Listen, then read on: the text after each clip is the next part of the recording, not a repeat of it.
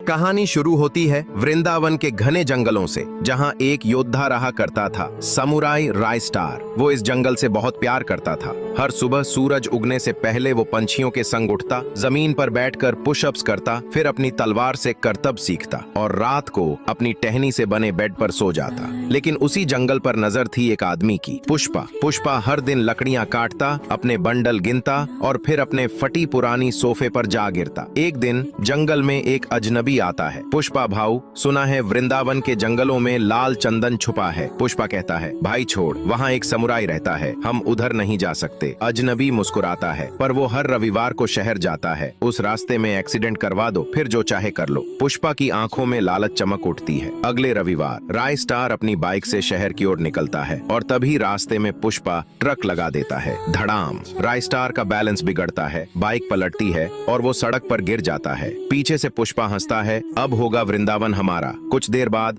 एक आदमी वहां से गुजरता है। ज्ञान, एक साधारण लेकिन नेक इंसान। वो रायस्टार को उठाकर अस्पताल ले जाता है। डॉक्टर कहते हैं जान बच गई, लेकिन याददाश्त चली गई है। ज्ञान रायस्टार को अपने साथ वेरानगर ले जाता है। वो वहां एक छोटी सी चाय की थड़ी चलाता है। रायस्टार को होश आता है, मैं कौन हूँ? ज्ञान कहता है, तू मेरा भाई है, यही मेरे साथ रहता था। रायस्टार अब ज्ञान भाई का छोटा भाई बन जाता है।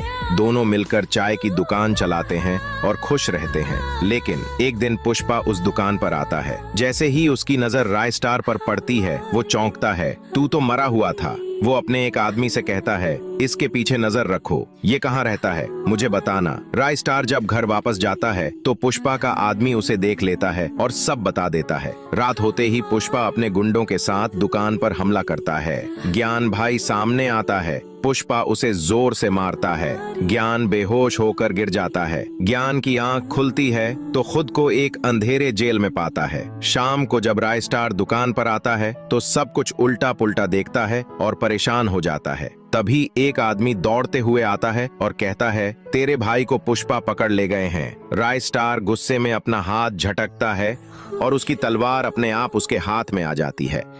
तलवार आते ही रायस्टार की पुरानी यादें लौट आती हैं। रायस्टार सीधे पहुंचता है जंगल की ओर। रास्ते में उसे पुष्पा का एक गुंडा मिलता है। एक ही वार में रायस्टार उसे ढेर कर देता है।